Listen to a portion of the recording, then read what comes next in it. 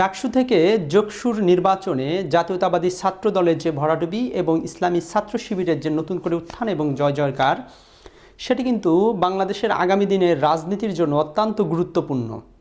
90-এ স্বৈরাচার বিরোধী যে আন্দোলন, সেই আন্দোলনে ছাত্রদল তাদের যে গুরুত্বপূর্ণ ভূমিকার কারণে সারা দেশে কিন্তু ব্যাপক একটা জনপ্রিয়তা লাভ করে, যার ফলাফল পরবর্তীতে দেশের বিভিন্ন ছাত্র সংসদের যে নির্বাচন সেখানে কিন্তু দেখা যায়।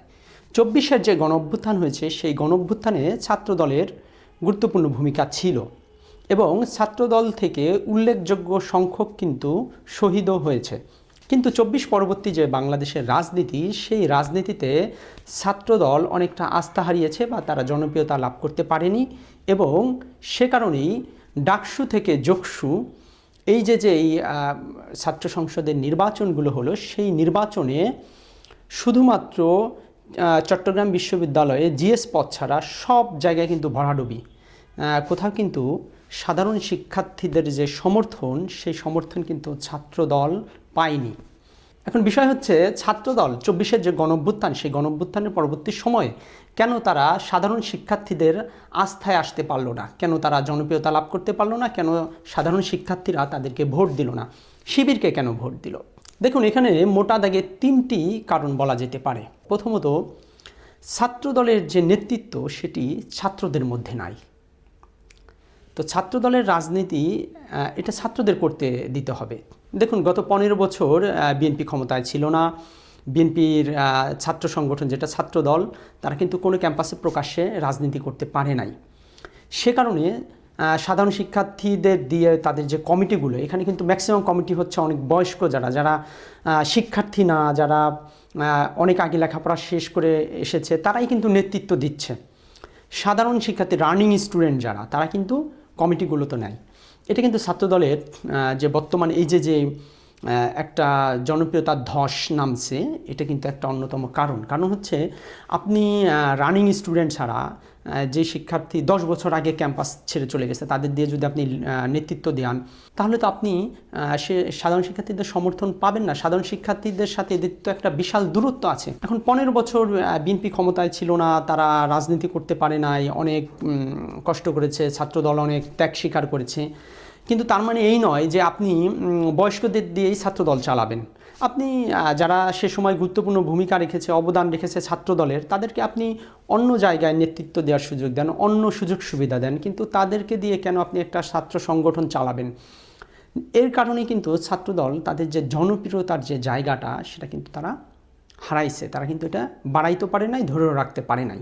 দ্বিতীয় বিষয়টা হচ্ছে, ছাত্রদল গত 15 বছর তারা ক্যাম্পাসে প্রবেশ করতে পারে নাই, তারা প্রকাশ্যে কোনো ধরনের রাজনীতি করতে পারে নাই। তারা মামলা হামলা দূরের উপর ছিল।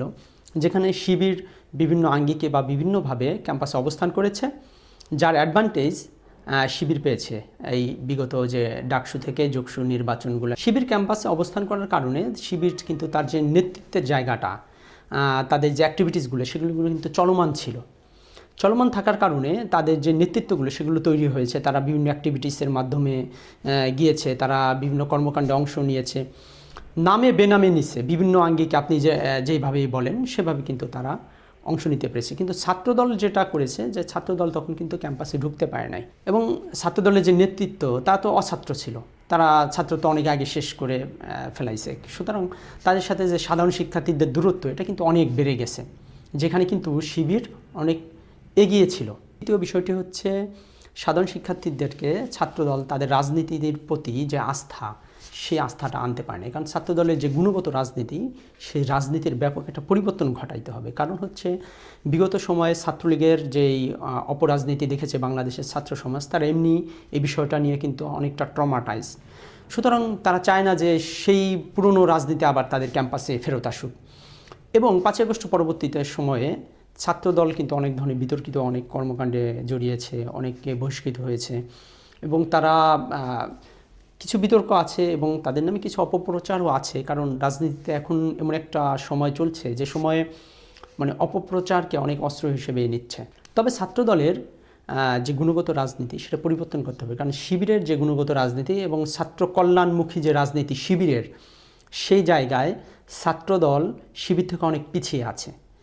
একজন সাধারণ শিক্ষার্থী চিন্তা করে যে শিবির যদি ক্যাম্পাসে তারা ভিপিজিএস হয়, তারা শিক্ষার্থীদের কল্যাণে কাজ করবে, তারা শিক্ষার্থীদের উপকার করবে, তারা শিক্ষার্থীদের ডিস্টার্ব করবে না, মোট কথা তারা ডিস্টার্ব করবে না। এবং শিবির মেধাভিত্তিক যে রাজনীতিটা করে, এটা সাধারণ শিক্ষার্থীরা গ্রহণ করেছে বলেই তারা কিন্তু ভোট দিয়েছে। আপনি যেভাবেই বলেন ইনিয়ে বিনিয়ে আপনি বিভিন্ন তালবাহানা করতে পারেন, সেটা করলে কি হবে, ওই গর্তে পড়বেন। কিন্তু বাস্তবতা হচ্ছে যে আপনার বর্তমান যে জেনারেশন, এই জেনারেশনের চাহিদা বুঝে আপনার রাজনীতি করতে হবে। এর বাইরে যাবেন, গর্তমি করবেন, ছিটকা পড়বেন। কোনোভাবে সেই আগের রাজনীতি এটা বাংলাদেশে চলবে না, বা বাংলাদেশের যে সাধারণ মানুষ আছে, সাধারণ যে জেনারেশন আছে, বিশেষ করে বাংলাদেশের যে তরুণ সমাজ, এদের চিন্তা চেতনা এটা সম্পূর্ণ আলাদা। এটা যদি আপনারা এই যে বিগত ডাকসু থেকে যোগসুর নির্বাচনে আপনারা বুঝতে না পারেন, তাহলে আপনারা গর্তে পড়বেন, আপনারা ছিটকে যাবেন। ওই আগের রাজনীতি, সেই রাজনীতি আর চলবে না, ওই রাজনীতির দিন শেষ। এটা যদি আপনারা যত তাড়াতাড়ি বুঝবেন তত আপনাদের মঙ্গল, যত দেরিতে বুঝবেন ততই ওই যে লেট করলে দেরি হয়ে যাবে, এরকম একটা অবস্থা। সর্বশেষ এই যে যোগসু হলো, যোগসুতে ছাত্রদল প্রার্থী তো পায় না, ছাত্রদলে সেখানে প্রার্থী নাই, ছাত্রদল ধার হাওলাত করে তাদের প্রার্থী দিতে হয়েছে। এত একটা ছাত্র সংগঠন, এই যে নেতৃত্বের শূন্যতার যে জায়গাটা, এটা কেন তৈরি হয়েছে? এটা যদি এখনও ছাত্রদলের যারা অভিভাবক আছে তারা যদি না বোঝে, তরুণদেরকে যদি তাদের দলের সাথে সম্পৃক্ত করতে না পারে, তাহলে কিন্তু আগামী দিনের রাজনীতি কিন্তু থাকবে না। এবং শিবির এই যে বিভিন্ন ছাত্র সংসদ ইলেকশনে তারা যে তাদের প্যানেল সহ জিতলো, এই যে তারা যে তরুণ নেতৃত্ব তারা তৈরি করতেছে, এই যে লিডারশিপ শিবির জামাত যেটা রেডি করতেছে বা তাদের হয়ে আসতেছে, সেটার মোকাবেলায় ছাত্রদলের বা বিএনপির কী ধরনের নেতৃত্ব তারা তৈরি করতেছে, তাদের কি প্রিপারেশন আছে, এটা নিয়ে তাদের কি পরিকল্পনা আছে।